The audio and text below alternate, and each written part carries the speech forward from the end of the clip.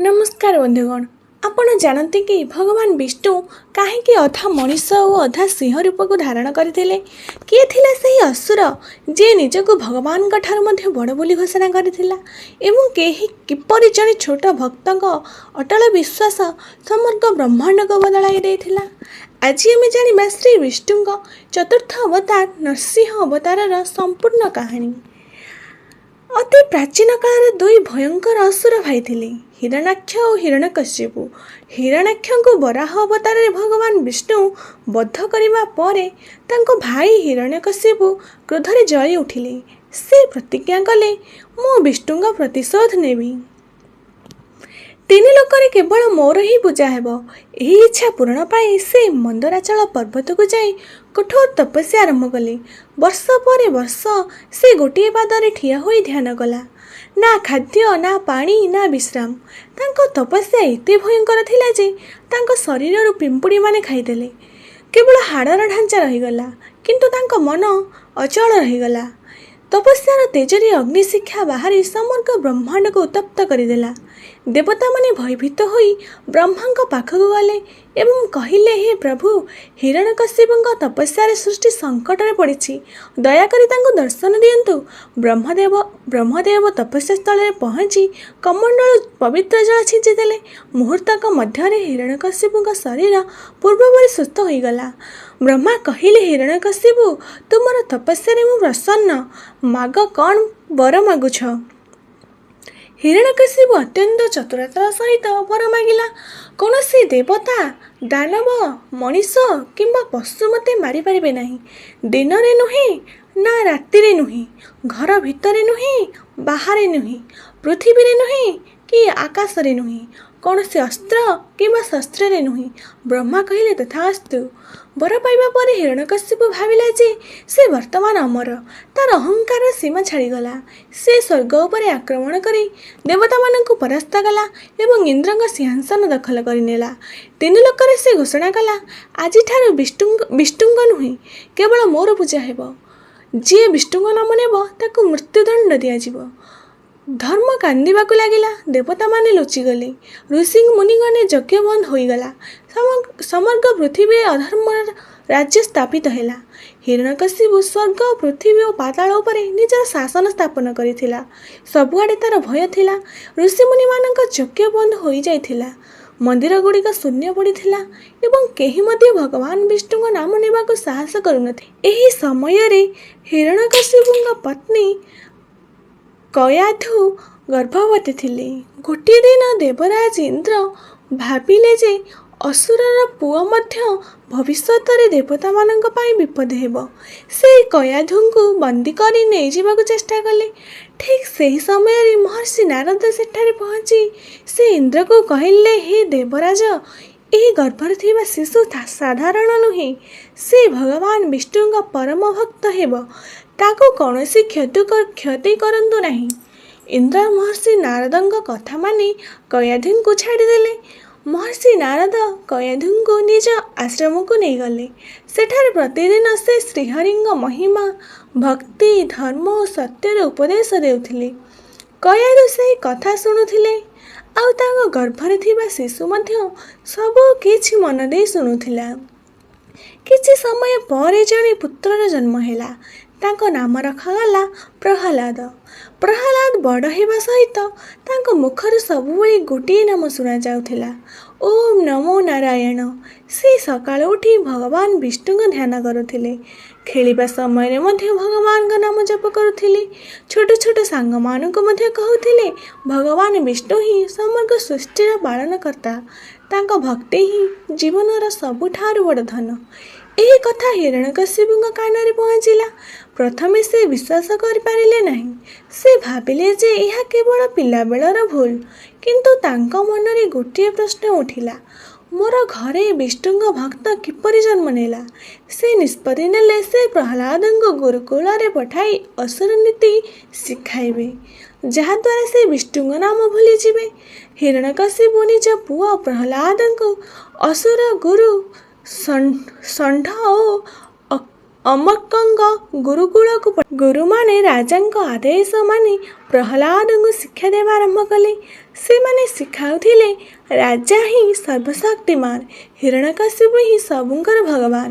କିନ୍ତୁ ପ୍ରହ୍ଲାଦ ହସି କହୁଥିଲେ, ନାହିଁ ଗୁରୁଦେବ, ସମଗ୍ର ସୃଷ୍ଟିର ଏକମାତ୍ର ପାଳନକର୍ତ୍ତା ହେଉଛନ୍ତି ଶ୍ରୀ ବିଷ୍ଣୁ। ସେ ସମସ୍ତଙ୍କ ହୃଦୟରେ ବାସ କରନ୍ତି। ଏହି କଥା ଶୁଣି ଗୁରୁମାନେ ଆଶ୍ଚର୍ଯ୍ୟ ହୋଇଗଲେ। ସେମାନେ ପ୍ରହ୍ଲାଦଙ୍କୁ ବହୁତ ବୁଝାଇଲେ, କିନ୍ତୁ ସେ ନିଜ ଭକ୍ତିରୁ କେବେ ବିଚଳିତ ହେଲେ ନାହିଁ। ଧୀରେ ଧୀରେ ଗୁରୁକୁଳର ଅନ୍ୟ ଅସୁର ବାଳକମାନେ ମଧ୍ୟ ପ୍ରହ୍ଲାଦଙ୍କ କଥା ଶୁଣିବାକୁ ଲାଗିଲେ। ପ୍ରହ୍ଲାଦ ସେମାନଙ୍କୁ କହୁଥିଲେ, ବନ୍ଧୁମାନେ, ଏହି ଜୀବନ ବହୁତ ଛୋଟ।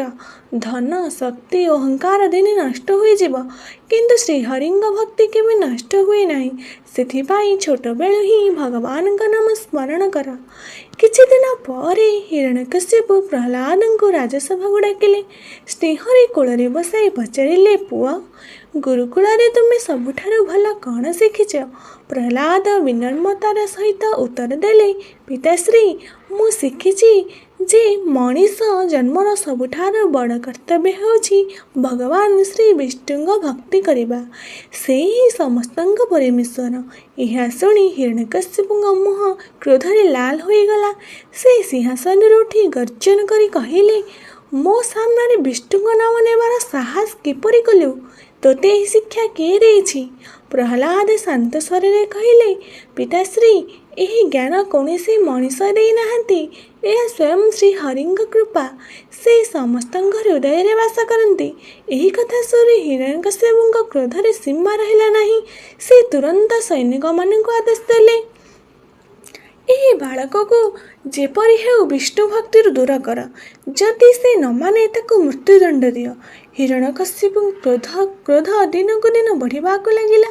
ସେ ବିଶ୍ୱାସ କରିପାରୁନଥିଲେ ଯେ ତାଙ୍କ ନିଜ ପୁଅ ତାଙ୍କ ଆଦେଶ ମାନିବା ପରିବର୍ତ୍ତେ ଶ୍ରୀ ହରି ବିଷ୍ଣୁଙ୍କ ନାମ ଜପ କରୁଛି। ସେ ରାଜସଭାରେ ଗର୍ଜନ କରି କହିଲେ, ଯଦି ପ୍ରହ୍ଲାଦ ମୋର କଥା ମାନୁନାହିଁ, ତେବେ ତାକୁ ବଞ୍ଚିବାର କୌଣସି ଅଧିକାର ନାହିଁ। ଆଜିଠାରୁ ଯେପରି ହେଉ ତାକୁ ମୃତ୍ୟୁଦଣ୍ଡ ଦିଆଯିବ। ରାଜାଙ୍କ ଆଦେଶ ପାଇ ସୈନିକମାନେ ପ୍ରହ୍ଲାଦକୁ ଧରି ରାଜସଭା ମଝିକୁ ଆଣିଲେ। କିନ୍ତୁ ପ୍ରହ୍ଲାଦ ମୁହଁରେ ଭୟର ଲେଶ ମାତ୍ର ନଥିଲା। ସେ ଶାନ୍ତ ଭାବରେ ଆଖି ବନ୍ଦ କରି ଜପ କରୁଥିଲେ, ଓମ୍ ନମୋ ନାରାୟଣ, ଓମ୍ ନମୋ ନାରାୟଣ। ହିରଣ୍ୟକଶିପୁ କ୍ରୋଧରେ କହିଲେ, ଏହାର ଶରୀରକୁ ଭାଲରେ ବିଦ୍ଧ କର। ସୈନିକମାନେ ଧାରାଳ ଭାଲ ଓ ତଲୱାରରେ ପ୍ରହ୍ଲାଦଙ୍କ ଉପରେ ଆକ୍ରମଣ କଲେ। କିନ୍ତୁ ଆଶ୍ଚର୍ଯ୍ୟର କଥା, ସମସ୍ତ ଅସ୍ତ୍ର ପ୍ରହ୍ଲାଦଙ୍କ ଶରୀର ସ୍ପର୍ଶ କରିବା ମାତ୍ରେ ଭାଙ୍ଗିଗଲା। ପ୍ରହ୍ଲାଦଙ୍କ ଶରୀରରେ ସାମାନ୍ୟ ଆଘାତ ମଧ୍ୟ ଲାଗିଲା ନାହିଁ। ଏହା ଦେଖି ହିରଣ୍ୟକଶିପୁ ଆହୁରି କ୍ରୋଧିତ ହେଲା। ସେ କହିଲେ, ଏହାକୁ ବିଷାକ୍ତ ସର୍ପମାନଙ୍କ ମଧ୍ୟରେ ଫିଙ୍ଗିଦିଅ। ପ୍ରହ୍ଲାଦଙ୍କୁ ଭୟଙ୍କର ବିଷଧର ସାପମାନଙ୍କ ମଧ୍ୟରେ ପକାଇ ଦିଆଗଲା। କିନ୍ତୁ ସେହି ସାପମାନେ ପ୍ରହ୍ଲାଦଙ୍କୁ କାମୁଡ଼ିବା ପରିବର୍ତ୍ତେ ତାଙ୍କ ପାଦ ପାଖରେ ଶାନ୍ତ ହୋଇ ବସିଗଲେ, ଯେପରି ସେମାନେ ମଧ୍ୟ ଶ୍ରୀହରିଙ୍କ ଭକ୍ତ ହୋଇଯାଇଛନ୍ତି। ହିରଣ୍ୟକଶିପୁ ପୁଣି ଆଦେଶ ଦେଲେ, ଏହାକୁ ଉନ୍ନତ ହାତୀମାନଙ୍କ ଆଗରେ ଫିଙ୍ଗିଦିଅ। ବିଶାଳ ହାତୀମାନଙ୍କୁ ପ୍ରହ୍ଲାଦଙ୍କ ଉପରେ ଛାଡ଼ି ଦିଆଗଲା। କିନ୍ତୁ ସେମାନେ ପ୍ରହ୍ଲାଦଙ୍କ ନିକଟକୁ ଆସିବା ମାତ୍ରେ ଶାନ୍ତ ହୋଇ ନତମସ୍ତକ କଲେ। ଏହାପରେ ପ୍ରହ୍ଲାଦଙ୍କ ଏକ ଉଚ୍ଚ ପର୍ବତ ଶିଖରକୁ ନେଇ ତଳକୁ ଠେଲି ଦିଆଗଲା। ସମସ୍ତେ ଭାବିଲେ ଏଥର ତାଙ୍କର ମୃତ୍ୟୁ ନିଶ୍ଚିନ୍ତ। କିନ୍ତୁ ଭଗବାନ ବିଷ୍ଣୁଙ୍କ କୃପାରେ ସେ ଫୁଲ ପରି ଧୀରେ ଧୀରେ ତଳକୁ ଅବତରଣ କଲେ ଏବଂ ସମ୍ପୂର୍ଣ୍ଣ ସୁରକ୍ଷିତ ରହିଲେ। ରାଜସଭାରେ ଉପସ୍ଥିତ ସମସ୍ତେ ଆଶ୍ଚର୍ଯ୍ୟ ହୋଇଗଲେ। ଦେବତାମାନେ ଆକାଶରୁ ପ୍ରହ୍ଲାଦଙ୍କ ଅଟଳ ଭକ୍ତିକୁ ପ୍ରଶଂସା କରୁଥିଲେ। କିନ୍ତୁ ହିରଣ୍ୟକଶିପୁଙ୍କ ଅହଙ୍କାର ଏପର୍ଯ୍ୟନ୍ତ ଭାଙ୍ଗିନଥିଲା। ସେ ଆଉ ଏକ ଭୟଙ୍କର ଷଡ଼ଯନ୍ତ୍ର ରଚିଲେ। ସେ ନିଜ ଭଉଣୀ ହୋଲିକାଙ୍କୁ ଡାକି କହିଲେ, ତୁମେ ଅଗ୍ନିରେ ନ ଜଳିବାର ବର ପାଇଛ। ପ୍ରହ୍ଲାଦଙ୍କୁ କୋଳରେ ବସାଇ ଅଗ୍ନିରେ ବସ। ଆଜି ଏହି ବିଷ୍ଣୁ ଭକ୍ତର ଶେଷ ହେବ। ହିରଣ୍ୟକଶିପୁ ଜାଣିନଥିଲେ ଯେ ଭଗବାନଙ୍କ ଭକ୍ତଙ୍କୁ କୌଣସି ଶକ୍ତି ପରାଜିତ କରିପାରିବେ ନାହିଁ। ପ୍ରହ୍ଲାଦଙ୍କୁ ବାରମ୍ବାର ମାରିବାର ସମସ୍ତ ଚେଷ୍ଟା ବିଫଳ ହେଲା। ପରେ ହିରଣ୍ୟକଶିପୁ ଅତ୍ୟନ୍ତ କ୍ରୋଧିତ ହୋଇପଡ଼ିଲେ। ସେ ଭାବିଲେ ଯେ ଏଥର ଏମିତି ଏକ ଉପାୟ କରିବେ ଯାହାର ପ୍ରହ୍ଲାଦ କେବେ ବଞ୍ଚିପାରିବ ନାହିଁ। ସେ ନିଜର ଭଉଣୀ ହୋଲିକାଙ୍କୁ ରାଜସଭାକୁ ଡାକିଲେ।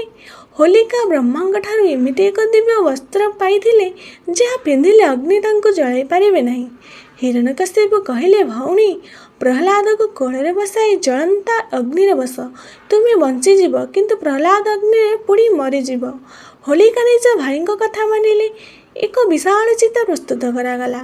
ସମଗ୍ର ନଗର ଲୋକମାନେ ସେଠାରେ ଜମା ହେଲେ। ପ୍ରହ୍ଲାଦଙ୍କୁ ଡାକି ହୋଲିକା ନିଜର କୋଳରେ ବସାଇ ଅଗ୍ନି ମଧ୍ୟରେ ବସିଗଲେ। ଚାରିଆଡ଼େ ଭୟଙ୍କର ଅଗ୍ନିଶିଖା ଜଳି ଉଠିଲା। ଲୋକମାନେ ଭାବିଲେ ଏଥର ପ୍ରହ୍ଲାଦ ନିଶ୍ଚୟ ବଞ୍ଚିପାରିବ ନାହିଁ। କିନ୍ତୁ ପ୍ରହ୍ଲାଦ ଶାନ୍ତ ମନରେ ଆଖି ବନ୍ଦ କରି ଜପ କରୁଥିଲେ, ଓମ୍ ନମୋ ନାରାୟଣ, ଓମ୍ ନମୋ ନାରାୟଣ। ସେହି ସମୟରେ ଏକ ପ୍ରଚଣ୍ଡ ପବନ ବହିଲା। ହୋଲିକାଙ୍କ ଦିବ୍ୟ ବସ୍ତ୍ର ଉଡ଼ି ଯାଇ ପ୍ରହ୍ଲାଦଙ୍କ ଶରୀରରେ ଆଚ୍ଛାଦନ କଲା। ହୋଲିକା ଅଗ୍ନିରେ ଦଗ୍ଧ ହୋଇଗଲେ, କିନ୍ତୁ ପ୍ରହ୍ଲାଦ ସମ୍ପୂର୍ଣ୍ଣ ସୁରକ୍ଷିତ ଭାବରେ ଅଗ୍ନିରୁ ବାହାରି ଆସିଲେ।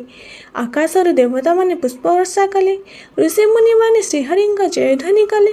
ଅଧର୍ମର ପ୍ରତୀକ ହୋଲିକାର ଶେଷ ହେଲା ଏବଂ ଭକ୍ତିର ବିଜୟ ହେଲା।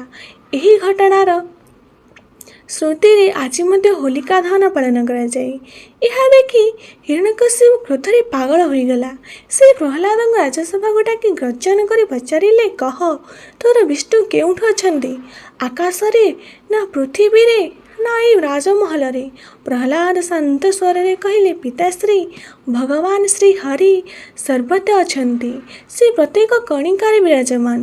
ଏହି ସ୍ତମ୍ଭରେ ମଧ୍ୟ ସେ ଅଛନ୍ତି। ଏହି କଥା ଶୁଣି ହିରଣ୍ୟକଶ୍ୟପ ଭୟଙ୍କର ହସିଲେ। ସେ ତଲୱାର ଉଠାଇ ସେହି ବିଶାଳ ସ୍ତମ୍ଭ ଆଡ଼କୁ ବଢ଼ିଲେ। ପ୍ରହ୍ଲାଦ ମୁଖରୁ ଏହି କଥା ଶୁଣି ହିରଣ୍ୟକଶ୍ୟପ କ୍ରୋଧରେ ଥରି ଉଠିଲେ। ଯଦି ତୋର ବିଷ୍ଣୁ ସର୍ବତ୍ର ଅଛନ୍ତି, ତେବେ କ'ଣ ଏହି ସ୍ତମ୍ଭ ଭିତରେ ମଧ୍ୟ ଅଛନ୍ତି? ପ୍ରହ୍ଲାଦ ବିନମ୍ରତା ସହ କହିଲେ, ହଁ ପିତାଶ୍ରୀ, ଭଗବାନ ପ୍ରତ୍ୟେକ କଣିକାରେ ବିରାଜମାନ। ଏହି ସ୍ତମ୍ଭରେ ମଧ୍ୟ ସେ ଅଛନ୍ତି। ଏହା ଶୁଣି ହିରଣ୍ୟକଶ୍ୟପ ତଲୱାର ଉଠାଇ ସମ୍ପୂର୍ଣ୍ଣ ଶକ୍ତିରେ ସେହି ବିଶାଳ ସ୍ତମ୍ଭକୁ ଆଘାତ କଲେ। ସମଗ୍ର ରାଜମହଲ କମ୍ପି ଉଠିଲା। ଆକାଶରେ ବଜ୍ରପାତ ହେଲା। ପୃଥିବୀ ଥରିବାକୁ ଲାଗିଲା। ସ୍ତମ୍ଭ ଭିତରୁ ଏକ ଭୟଙ୍କର ଗର୍ଜନ ଶୁଣାଗଲା। ସେହି ଗର୍ଜନ ଏତେ ପ୍ରଚଣ୍ଡ ଥିଲା, ଦେବତା, ଦାନବ, ଋଷିମୁନିମାନେ ମଧ୍ୟ ଭୟଭୀତ ହୋଇପଡ଼ିଲେ। ହଠାତ୍ ସ୍ତମ୍ଭ ଫାଟିଗଲା। ସେଥିରୁ ପ୍ରକାଶ ପାଇଲେ ଭଗବାନ ନରସିଂହ। ଅଧା ମଣିଷ ଅଧା ସିଂହ। ତାଙ୍କ ଆଖି ଅଗ୍ନି ପରି ଜଳୁଥିଲା। ମୁଣ୍ଡରେ ସିଂହର କେଶର, ଶରୀରରେ ମଣିଷ ଏବଂ ବିଶାଳ ଧାରାଳ ନଖ ଚମକୁଥିଲା। ତାଙ୍କ ଦିବ୍ୟ ତେଜରେ ସମଗ୍ର ରାଜସଭା ଆଲୋକିତ ହୋଇଯାଉଥିଲା। ହିରଣ୍ୟକଶ୍ୟପ ପ୍ରଥମେ କିଛି କ୍ଷଣ ପାଇଁ ଭୟଭୀତ ହୋଇଲେ, କିନ୍ତୁ ନିଜ ବରଦାନ ଗର୍ବରେ ପୁଣି ଗର୍ଜନ କରି କହିଲେ, ତୁ କିଏ? ମୋତେ କେହି ମାରିପାରିବେ ନାହିଁ। ଭଗବାନ ନରସିଂହ ଭୟଙ୍କର ଗର୍ଜନ କରି ତାଙ୍କ ଉପରେ ଝାପ ଦେଲେ। ହିରଣ୍ୟକଶ୍ୟପ ତଲୱାର, ଗଦା ଓ ଅନେକ ଅସ୍ତ୍ରରେ ଆକ୍ରମଣ କଲେ, କିନ୍ତୁ ଭଗବାନଙ୍କ ସାମ୍ନାରେ ସବୁ ବ୍ୟର୍ଥ ହୋଇଗଲା। ନରସିଂହ ଭଗବାନ ହିରଣ୍ୟକଶ୍ୟପକୁ ଧରି ରାଜମହଲର ଦ୍ୱାରରେ ଚୌଖଟରେ ବସିଗଲେ। ସେହି ସମୟ ଥିଲା ସନ୍ଧ୍ୟା, ନା ଦିନ ନା ରାତି। ସେ ହିରଣ୍ୟକଶ୍ୟପକୁ ନିଜ ଜଙ୍ଘ ଉପରେ ରଖିଲେ, ନା ପୃଥିବୀରେ ନା ଆକାଶରେ। ତାପରେ ସେ କୌଣସି ଅସ୍ତ୍ର ବ୍ୟବହାର ନ କରି ନିଜର ତୀକ୍ଷ୍ଣ ନଖରେ ହିରଣ୍ୟକଶ୍ୟପଙ୍କ ବକ୍ଷ ବେଦନ କରିଦେଲେ। ମୁହୂର୍ତ୍ତ ମଧ୍ୟରେ ତେଜାରୀ ଅସୁରରାଜର ଅନ୍ତ ହୋଇଗଲା। ଏପରି ଭାବେ ବ୍ରହ୍ମାଙ୍କ ଦେଇଥିବା ବରଦାନର ଗୋଟିଏ ବି ନିୟମ ଭଙ୍ଗ ନ କରି ଭଗବାନ ବିଷ୍ଣୁ ନରସିଂହ ଅବତାରରେ ଅଧର୍ମର ବିନାଶ କଲେ। ଆକାଶରୁ ଦେବତାମାନେ ପୁଷ୍ପବର୍ଷା କଲେ। ଜୟ ନରସିଂହ ଦେବ ଧ୍ୱନିରେ ତିନିଲୋକ କମ୍ପି ଉଠିଲା। କିନ୍ତୁ ନରସିଂହ ଭଗବାନ କ୍ରୋଧ ଏପର୍ଯ୍ୟନ୍ତ ଶାନ୍ତ ହୋଇନଥିଲା। ହିରଣ୍ୟକଶ୍ୟପଙ୍କ ବଧ ପରେ ମଧ୍ୟ ଭଗବାନ ନରସିଂହଙ୍କ କ୍ରୋଧ ଶାନ୍ତ ହେଉନଥିଲା। ତାଙ୍କ ଭୟଙ୍କର ଗର୍ଜନରେ ତିନିଲୋକ କମ୍ପି ଉଠୁଥିଲା। ପର୍ବତଗୁଡ଼ିକ ଥରିବାକୁ ଲାଗିଲା। ସମୁଦ୍ରରେ ବିଶାଳ ତରଙ୍ଗ ସୃଷ୍ଟି ହେଲା ଏବଂ ଦେବତାମାନେ ମଧ୍ୟ ଭୟଭୀତ ହୋଇପଡ଼ିଲେ। ଦେବରାଜ ଇନ୍ଦ୍ର, ବ୍ରହ୍ମା, ଶିବ, ଲକ୍ଷ୍ମୀ ଓ ସମସ୍ତ ଦେବତା ନରସିଂହ ଭଗବାନଙ୍କୁ ଶାନ୍ତ କରିବାକୁ ଆସିଲେ। ସେମାନେ ଭକ୍ତିଭାବରେ ସ୍ତୁତି କଲେ, କିନ୍ତୁ ଭଗବାନଙ୍କ କ୍ରୋଧ ଶାନ୍ତ ହେଲା ନାହିଁ। ସେତେବେଳେ ବ୍ରହ୍ମାଦେବ କହିଲେ, ଏହି ଜଗତରେ ଯଦି କେହି ଭଗବାନଙ୍କୁ ଶାନ୍ତ କରିପାରିବେ, ସେ ହେଉଛନ୍ତି ତାଙ୍କ ପରମ ଭକ୍ତ ପ୍ରହ୍ଲାଦ। ପ୍ରହ୍ଲାଦ ଧୀରେ ଧୀରେ ଆଗକୁ ବଢ଼ିଲେ। ତାଙ୍କ ମନରେ ଭୟ ନଥିଲା, କେବଳ ଭକ୍ତି ଓ ପ୍ରେମ ଥିଲା। ସେ ନରସିଂହ ଭଗବାନଙ୍କ ଚରଣରେ ପଡ଼ି ପ୍ରଣାମ କରି କହିଲେ, ହେ ପ୍ରଭୁ, ଆପଣ ମୋର ରକ୍ଷା କରିଛନ୍ତି। ଆପଣଙ୍କ କୃପା ବିନା ମୁଁ କିଛି ନୁହେଁ। ଦୟାକରି ଆପଣ କ୍ରୋଧ ଶାନ୍ତ କରନ୍ତୁ ଏବଂ ସମସ୍ତଙ୍କ ଉପରେ କୃପା କରନ୍ତୁ। ନିଜ ପ୍ରିୟ ଭକ୍ତଙ୍କ ବିନମ୍ର ପ୍ରାର୍ଥନା ଶୁଣି ଭଗବାନ ନରସିଂହ କ୍ରୋଧ ଧୀରେ ଧୀରେ ଶାନ୍ତ ହେଲା। ସେ ପ୍ରହ୍ଲାଦଙ୍କୁ କୋଳରେ ବସାଇ ଆଶୀର୍ବାଦ କଲେ ଏବଂ କହିଲେ, ହେ ପ୍ରହ୍ଲାଦ, ତୁମେ ଭକ୍ତି, ଧୈର୍ଯ୍ୟ ଓ ସତ୍ୟର ସର୍ବୋତ୍ତମ ଉଦାହରଣ। ଯୁଗ ଯୁଗ ଧରି ଲୋକମାନେ ତୁମକୁ ଆଦର୍ଶ ଭକ୍ତ ଭାବରେ ସ୍ମରଣ କରିବେ। ଏହାପରେ ଭଗବାନ ପ୍ରହ୍ଲାଦଙ୍କୁ ଅସୁର ରାଜ୍ୟର ରାଜ୍ୟ କରିଦେଲେ। ପ୍ରହ୍ଲାଦ ଧର୍ମ, ନ୍ୟାୟ ଓ ଭକ୍ତିର ସହିତ ରାଜ୍ୟ ଶାସନ କଲେ। ତାଙ୍କ ଶାସନରେ ପ୍ରଜା ସୁଖୀ ହେଲେ। ଯଜ୍ଞ ପୁଣି ଆରମ୍ଭ ହେଲା। ଋଷିମୁନିମାନେ ନିର୍ଭୟରେ ତପସ୍ୟା କରିବାକୁ ଲାଗିଲେ ଏବଂ ସମଗ୍ର ପୃଥିବୀ ଧର୍ମର ପୁନଃସ୍ଥାପନ ହେଲା। ନରସିଂହ ଅବତାର ଆମକୁ ଏହା ଶିକ୍ଷା ଦିଏ ଯେ ଅହଙ୍କାର ଶେଷ ନିଶ୍ଚିନ୍ତ। ହିରଣ୍ୟକଶିପୁଙ୍କ ପରି ଯେତେ ଶକ୍ତିଶାଳୀ ହେଲେ ମଧ୍ୟ ଅହଙ୍କାର ଶେଷ ବିନାଶର କାରଣ ହୁଏ। ସତ୍ୟ ଭକ୍ତଙ୍କୁ ଭଗବାନ ସବୁବେଳେ ରକ୍ଷା କରନ୍ତି। ପ୍ରହ୍ଲାଦଙ୍କୁ ଅନେକ ଥର ମାରିବାର ଚେଷ୍ଟା ହେଲା, କିନ୍ତୁ ଶ୍ରୀହରି ପ୍ରତ୍ୟେକ ଥର ତାଙ୍କୁ ରକ୍ଷା କଲେ। ଭଗବାନ ସର୍ବତ୍ର ବିରାଜମାନ। ସେ କେବଳ ମନ୍ଦିରରେ ନୁହେଁ, ପ୍ରତ୍ୟେକ କଣିକାରେ ଅଛନ୍ତି। ଧର୍ମର ବିଜୟ ଏବଂ ଅଧର୍ମର ପରାଜୟ ସଦା ନିଶ୍ଚିନ୍ତ। ଜୟ ଶ୍ରୀ ନରସିଂହ ଭଗବାନ। ଜୟ ଶ୍ରୀ ହରି ବିଷ୍ଣୁ।